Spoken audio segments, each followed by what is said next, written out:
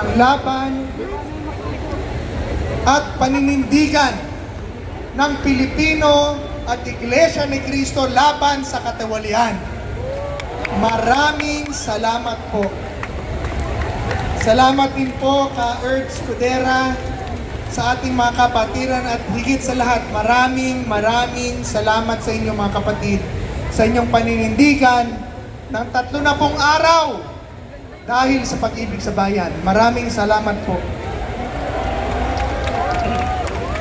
Mga kapatid, mga kababayan, magandang hapon po sa inyong lahat. Nandito po tayo ngayon sa makasaysayang Liwasang Bonifacio. Pinalayas man tayo kagabi sa EDSA at binawi man ang ating permit, subalit hindi nila mapapatahimik ang boses ng katotohanan. Nandito tayo sa duyan ng Tapang Ligat Andres Bonifacio dahil ang ipinaglalaban natin ngayon ay ang mismong kalayaan at katarungan sa ating bansa.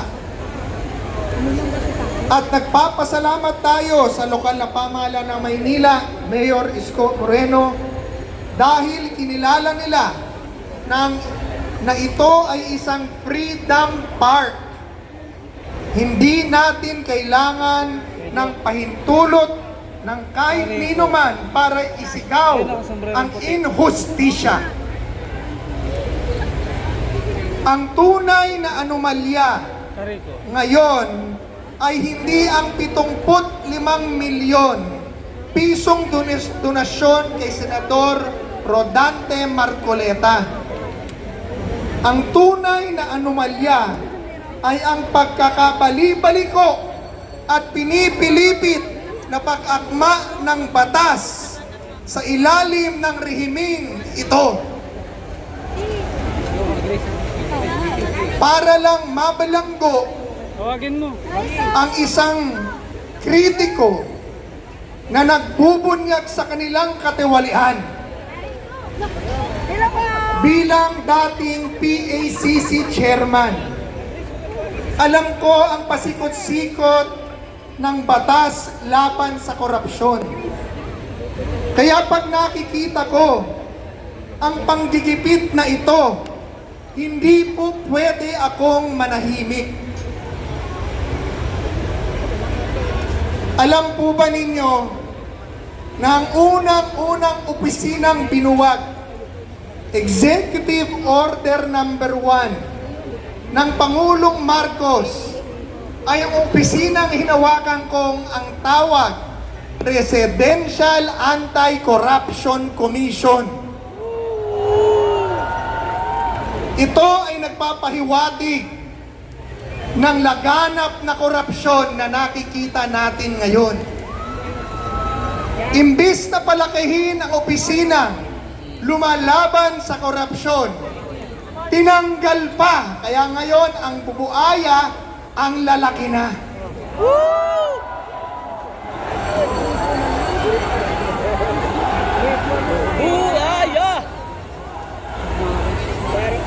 Dalawang araw na po akong nakikinig at nakikibahagi sa ating pagtitipon. Pero nais ko pong ikwento ng bahagya sa inyo ang isang issue na hindi pa masyadong napag-uusapan. Suriin po natin ang batas ng tama at walang pagkiling. Sinasabi po ng ombudsman, ang plunder daw po ay hindi lamang para sa ninakaw sa gobyerno. Sakop din daw nito ang pribadong pera basta nakuha sa iligal na paraan. Sige, tanggapin natin ang jurisprudence na yan. Pero, ito po ang aking tanong sa ombudsman. Nasaan ang illegal na paraan or illegal means sa kaso na isasampa nyo kay Senador Marcoleta?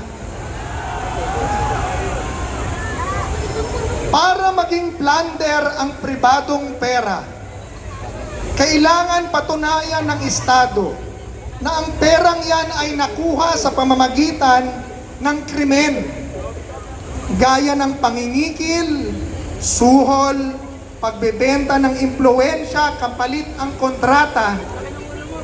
Pero ano ang katotohanan kay Senador Marcoleta?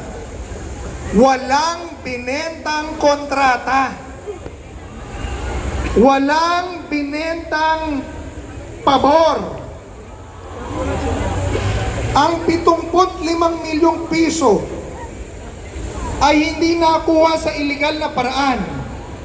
Ito ay kusang loob at legal na tulong pangpolitika mula sa mga kaibigan na nagtitiwala sa kanya at sa kanyang prinsipyo bago pa man magsimula ang opisyal na kampanya. At higit sa lahat, hayag na binayaran ang tamang donor's tax sa BIR.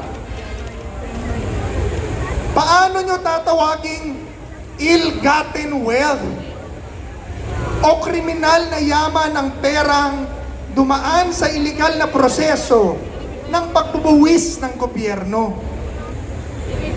Ang kakulangan sa SOSE ay isang administratibong teknikal lamang. Hindi yan kriminal na intensyon para sa kasong plunder or pandarambong.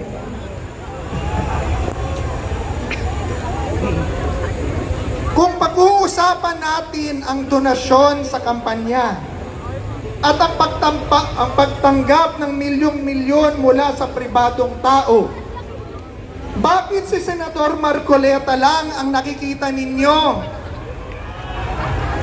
Silipin din natin ang Malacanang noong 2022. Si Pangulong Bongbong Marcos nakatanggap ng 624 milyon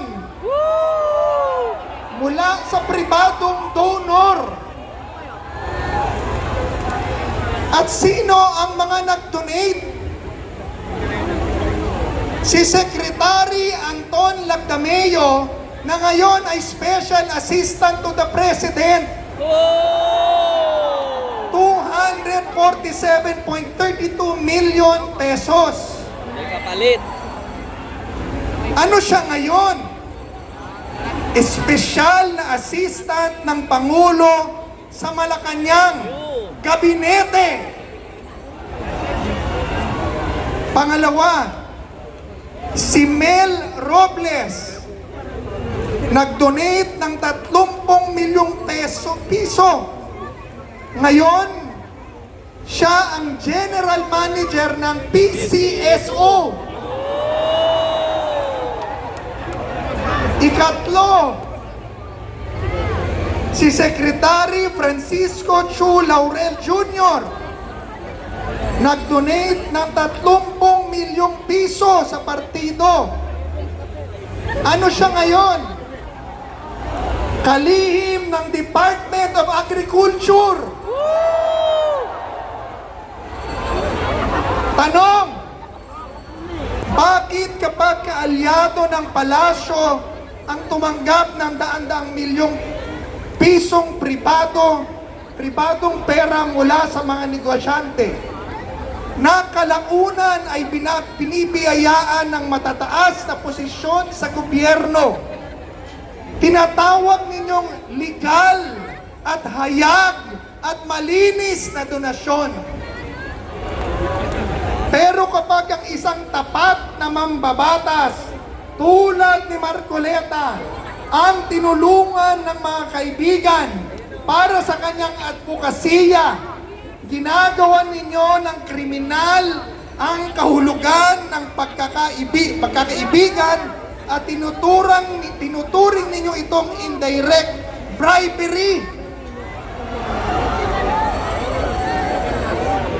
Ito po ang mukha ng hustisya sa ilalim ng administrasyong ito.